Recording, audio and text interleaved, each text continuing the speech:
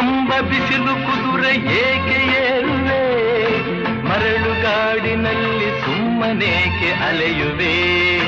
ಅವನ ನಿಯಮ ಮೀರಿ ಇಲ್ಲಿ ಏನು ಸಾಗದು, ನಾವು ನೆನಸಿದಂತೆ ಬಾಳಲೇನು ನಡೆಯದು. ವಿಷಾದವಾಗಲಿ ವಿನೋದವಾಗಲಿ ಅದೇನೇ ಆಗಲಿ ಅವನ ಕಾರಣ.